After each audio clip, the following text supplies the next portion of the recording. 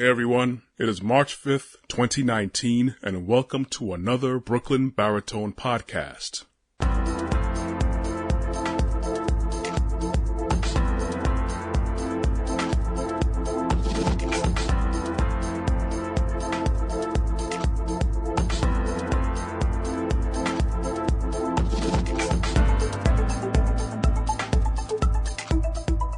Okay, thank you guys for joining me, all two of you people who are listening out there.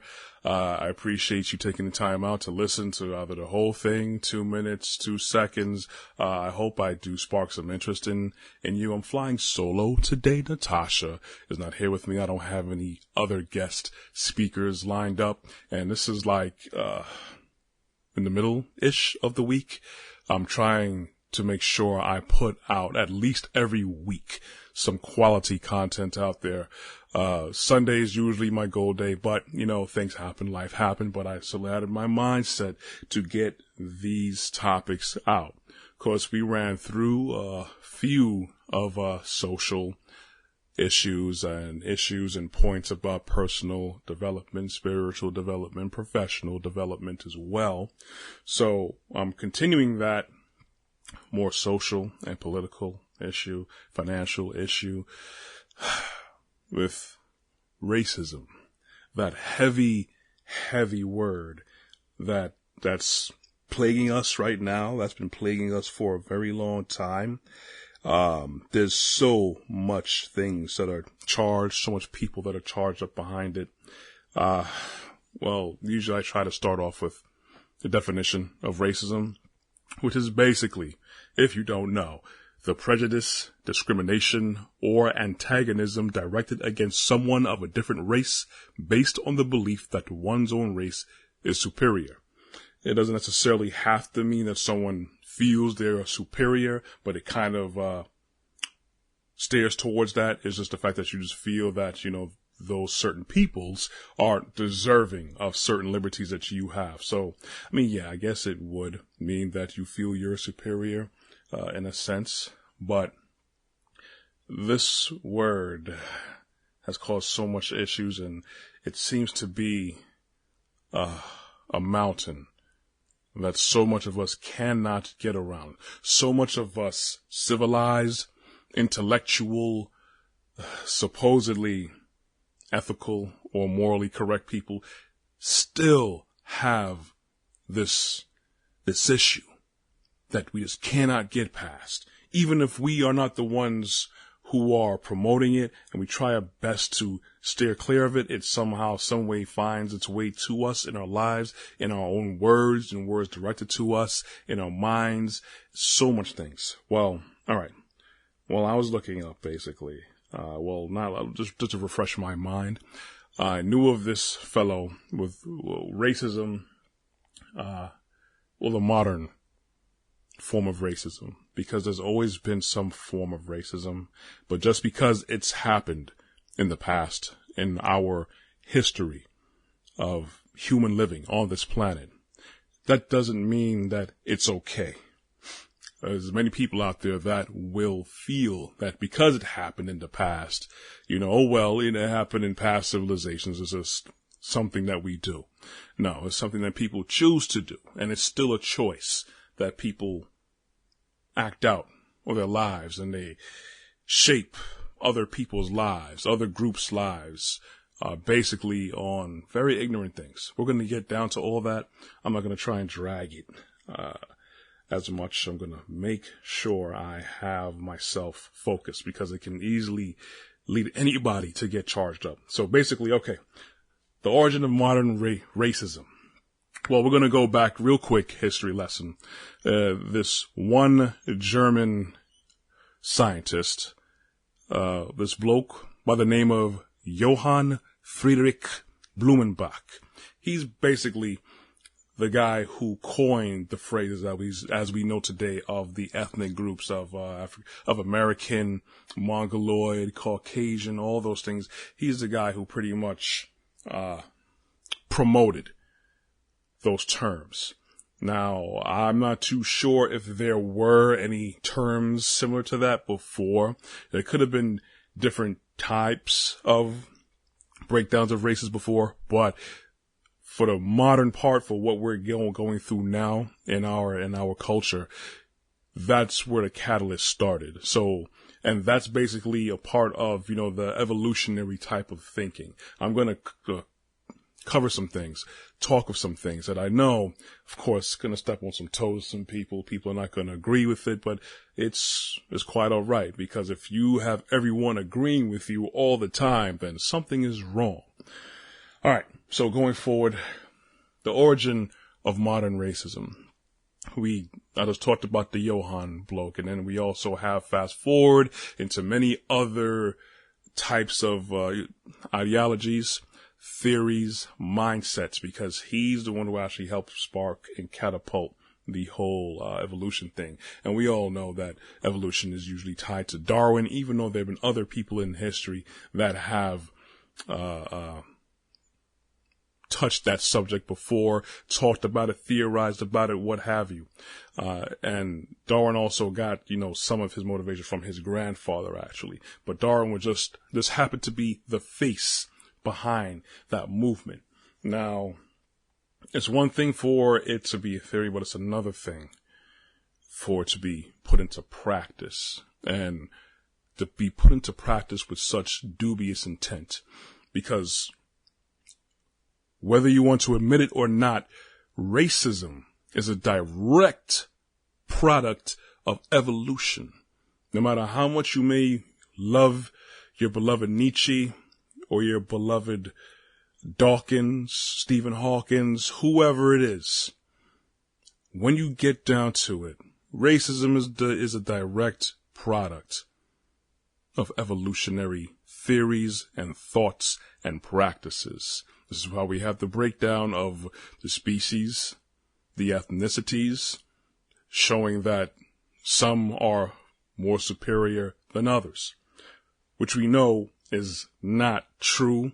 You may have, of course, differences of ethnic groups, but as many people say, you peel away the skin, we're all the same underneath, basically.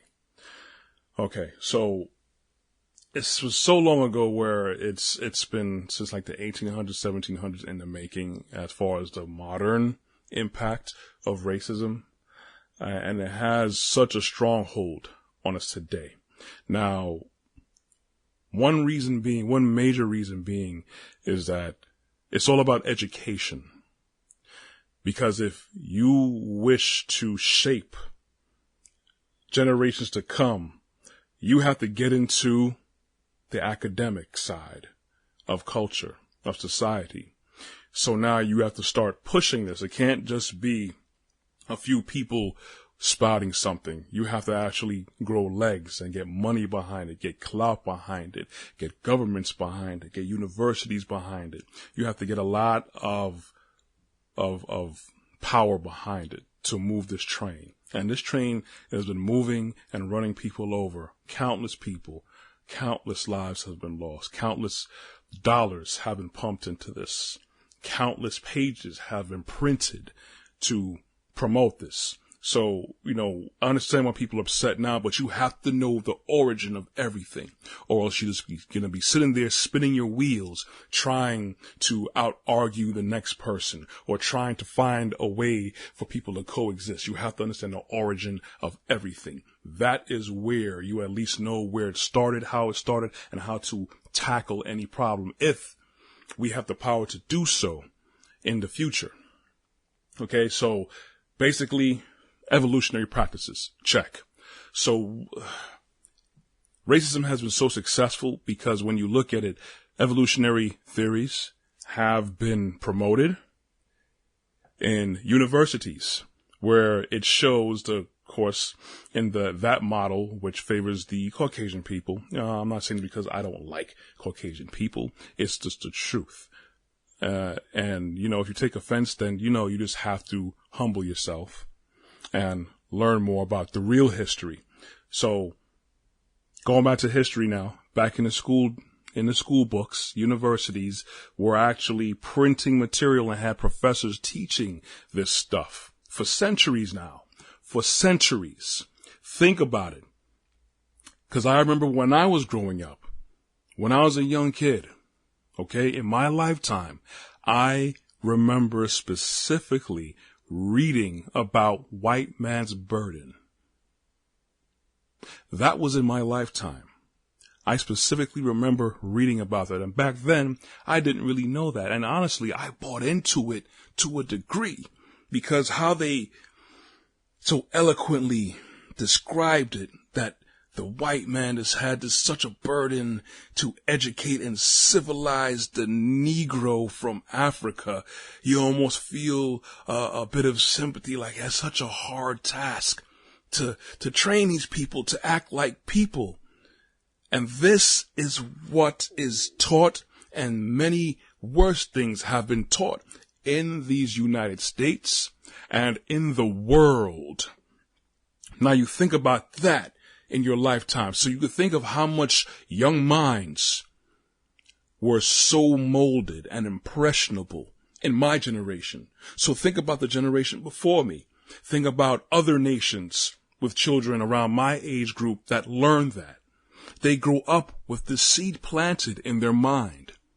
Now you have millions and billions of people growing up thinking that one targeted set of people are super inferior, are vicious, are violent, are promiscuous, are lazy. This is pumped into the minds of children. Okay? I'm definitely going to talk about the word. So, if you don't want to hear about that, cool. It's all right. But you're going to have to hear it from somewhere because it's linked to all of us and our histories and our future. This is why Yeshua, Christ, he, the Father too, just is totally disgusted by people who pervert children, not just talking about molestation or abuse physically, but mentally. We are teaching kids to be perverse when they grow up. This he cannot stand. And I understand why, because when you mold children, you're molding the future. And then those seeds that you planted are going to grow up and germinate and then pump more seeds of that twisted logic. So I gave a brief synopsis in my lifetime. So imagine the generation before me, and then the generation before that generation, and then the generation before, and it goes back and back so far back now, where elementary schools are teaching this. Universities are teaching this. Professors are teaching this to their now intellectually inclined audience of future industrial leaders, future doctors, future managers, future business owners. So you understand what I'm saying? This has been the straight propaganda. This is where it comes from. Now, people could take statistics all they want. That's all part of the brainwashing. That's all part of the programming. It's all programmed. You have to ask yourself, why is it that only certain types and parts of history is taught to us, is revealed to us on a fly? But then when you get older or you get exposed to more things, it's like, hey, I never knew about this. Why weren't we taught this? Because there's an agenda behind it. If things cannot be transparent, there's an agenda. I am wholeheartedly a strong believer in living as transparent as possible. In this world, it's very hard to be super transparent because you never know who's going to mean you harm. So you don't want to put too much of your information out there, but live a life where things don't come back to you. Because you're hiding something, that means something is wrong. So if they're hiding parts of history, something is wrong. There's an agenda going on, has been going on. Propaganda has been going on. This is not a rabbit hole. This is a layer of rabbit holes, if you want to use that term. Because there's so much that I've learned and so much that I'm still learning. I know a lot of people who I talk with, who I know, they know a good amount, and there's still so much more that I can learn from them and so much that I know that they don't know. And it's frustrating because you're trying to figure out what the problem is. So we got pretty much the historical part for education, where Textbooks have been tampered with. The university curriculum has been tampered with. And now we're also going into the legal arm of it. Because yes, there have been many laws and policies that's in this country alone, many other countries as well, where they made it a point to target people of color. A lot of Aboriginal people are just like nowhere near in their past glory. When you see what was done to many of the Native Americans here, you don't hear about how the U.S. Army was used to try and fight the Native Americans, and they couldn't fight them, so they went and killed countless buffalo to the point of extinction to starve out the supply of food and trade and commerce and a way of life for the Sioux Indians to the point where you crippled them. You don't hear about that in history unless you actually go for a specific focus curriculum in college, usually. You don't hear so much about the massacres in Rosewood and even 1921 Tulsa, Oklahoma City with Black Wall Street based off of this racism.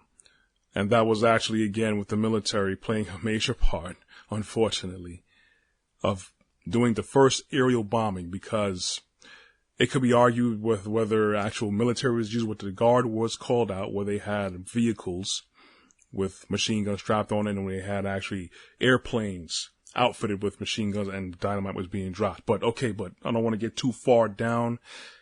That's just an example of history that so much people don't know, or they will hear about it and not even hear the whole story of it. So you promote ignorance. This is basically psyops, psychological warfare. Because you could control someone's mind. You could control basically how they're going to move, how they're going to act, what they're going to react to. So you keep people in the dark from certain things, well, then they're not going to have any idea what the whole truth is. So we have an insane stronghold now based off of ignorance. And then we also have the ignorant part where the people who aren't affected by it, they're all good with it. Now, that doesn't mean to say everyone that's non-black is down with it. That's not what I'm saying at all. But there are a lot of people who just don't know, and they don't care to know because they haven't been affected to that degree that people of color have been affected. Hasn't been in their bloodline, hasn't been in their lineage, hasn't been in their day-to-day interactions with other people, unfortunately. So there's a lot of people that's out there that's just like, well, it's bad, but it doesn't really apply to me, so I'm not going to put that much interest in it because I'm just trying to get mine. But then we also have the other side of it where the people who have been targeted for centuries with education, with the propaganda, with the laws, the legal action, and institutions meant to cripple them and neutralize them systematically, to keep them down, to make them sterile, to be made an example of. That will have a direct effect. I don't care what anyone says. It will have a direct effect on the communal mindset. Because if you take someone, one person, and you lock them up in a room, you starve them out, constantly beat them, constantly teach them, show them, force propaganda on them about how terrible they are, how inferior they are, how useless they are. Granted, you're going to have people who's going to be strong and fight. Then you're going to have a lot of people who cannot fight after a while. They don't have that strength. They don't have the fortitude to recover, because it's more than just physical, mental abuse. That goes straight down to your soul. It hits you in the finances, where there are systems specifically made to hold you back. And when I say that, I'm not speaking at the side of my neck. I've read a book. I need to go look into, but give me a second. I'm going to look for my Audible. But at the same time, I read a book where it basically talked about not just redlining, but the actual acts and laws and policies put into place by government, federal and local, through all states, and then also had the private corporations jumping in on it, where it made sure that people of color did not get the same opportunities to get equity, to get a home. So certain people in a nice side of town, which were suburbs, still have suburbs, were predominantly white. They were given the leg up. You already had a leg up in the industry where, you know, they made sure that certain people got good jobs. They were taken care of. We're going to give you a loan for your home. We're not going to charge you that much interest. So you got a good paying job, low interest. It's a good chance that you're going to pay that off, and it's going to be equity for you and your family. Whereas the other side of town, redlined, where there's not that much good housings, and if we do have people who slip through the cracks of getting a loan, we're going to charge them astronomical with the interest rates. And then we know it's going to be kind of slim pickings for certain people to pick up the slack. If there's a will, there's a way. Many people have done it. Many people have done it. Do not get me wrong. But those opportunities were kind of far and few at one point in time. Those opportunities were hard to come by. So predominantly Caucasian families fared way better, because by the time a non-white, minority, colored person or family was able to catch up a little bit, they were still behind in the race because they didn't have equity. By the time they got equity, the Caucasian families had equity. They flipped it. They were able to use that money and opportunities to go on and do better things. Okay?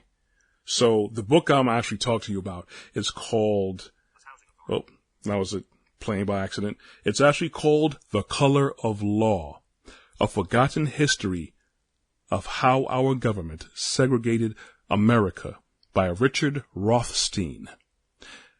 I went through this book, and it's very educational, and it's good. I mean, not just to shut people up who say that black people need to just pull up themselves off from their bootstraps, but it also shows the disenfranchisement, the targeting. They even made it into law to hold people back. You know, so while I was talking about someone who's straight up abused, there are many of us that are strong, that are not trying to break. And there are people that are broken. After a while, they start to believe it. After a while, they lose value in themselves and their brethren around them. After a while, they start to act out the way you've programmed them to act out. Now, this whole thing with black people, it's a two-edged sword. One side, you do have to do better. No ifs, ands, or buts, you have to do better. Have a better sense of self. Have a better sense of your community. Have a better sense for your brothers and sisters. You know, it's not just drug dealers, but also the gangs, also the people who don't want to do anything much with their lives, people who are so used to being on public assistance. It's one thing to be on public assistance, but still trying to get yours and build yourself up. It's another thing to just be on it, and you're just on it, and you're just on it, and you're just on it. It's another thing on the other side of the coin, where you have a centuries-old system, a global, successful, psychological operation, a globally funded operation with countless man hours behind it, millions and billions, countless pages taught to people. Of the education systems globally have been geared towards teaching people to target you. So it's one thing, you have yourself and your own people you have to combat and help draw together. And the other end, you have the world against you, regardless of how much that you want to stand up. And you can't stand up because we're made to stand up. Many of us have been cut down. That's a sad fact. But many of us don't stand up because we don't believe we can stand up. we have to educate ourselves, not just on Black history, Black power, because a lot of people feel that Black history just stops at Kemet, aka Mizraim, aka Egypt. There's been many other nations of color before Egypt. And in a sense, that's directly tied to where we are right now. Because when you look at the biblical part of it, in Deuteronomy 28, many people out there will know what that's about. Deuteronomy 28 very much vividly depicts us, the Black peoples. Because it starts off kind of good. If you follow the Father, our forefathers, many blessings. But if you don't, which we know, if you do know your book, even a tad bit, you would know the people of Israel always had a problem. So what happens, like, if the Father spares you consistently, you go back into the world, he lets you taste what the world got to give you. You don't like it anymore. You come back and then you go back again. After a while, it's going to just give you up. It's going to give you up. There's only but so much. Same thing with parents. A lot of parents, it hurts to, discipline their child or even put their child out. But hey, listen, I'm going to give you chance after chance after chance. After a certain time, I'm going to leave you to your own devices. And a lot of people, unfortunately, my heart goes out to so much people who've been hurt by this. Now, I'm not trying to start race riot. I'm just wanting to educate. But so much people just tap dance around or refuse to acknowledge, But I'm going to just read one excerpt from Deuteronomy 28 before I cut out of here. It says here, 28:16, I'm going to start. Why not? Cursed shalt thou be in the city, and cursed shalt thou be in the field. Cursed shall be thy basket and thy store. Cursed shall be the fruit of thy body, and the fruit of thy land, the increase of thy kine, and the flocks of thy sheep. Okay? Let me look for another one real quick. Because here's another one. Verse 30. Thou shalt betroth the wife, and another man shall lie with her. Thou shalt build an house, and thou shalt not dwell therein. Thou shalt plant a vineyard, and thou shalt not gather the grapes thereof. Thine ox shall be slain before thine eyes, and thou shalt not eat thereof. Thine ass shall be violently taken away from before thy face, and shall not be restored to thee. Thy sheep shall be given unto thine enemies, and thou shalt have none to rescue them. Thy sons and thy daughters shall be given unto another people, and thine eyes shall look and fail with longing for them all the day long, and there shall be no might in thine hand. The fruit of thy land and all thy labors shall a nation which thou knowest not eat up, and thou shalt be only oppressed and crushed always. There's a lot more to it, but basically, this doesn't talk about what we recognize as Jews. That's a whole nother topic and subject in its own. This is directly talking about us here, many of us in America, Caribbean, even worldwide. But basically, there's a lot more to it than this one set of people springing up and hitting another set of people. It's a lot more to it.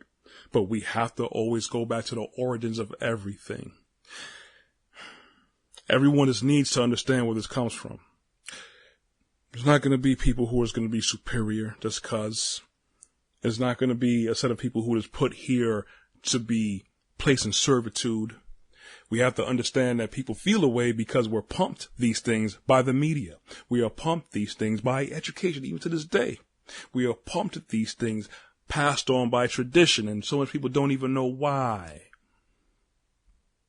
They just know that they just don't like it because they're so used to it. There's so much things that we follow through with tradition, and we don't even know really the cause of it. And that's the problem.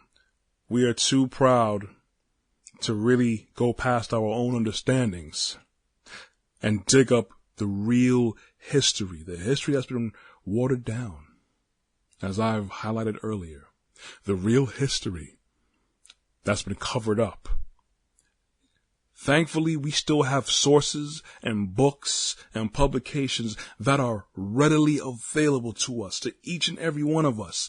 But we got to get past the cell phones. We got to get past our pride.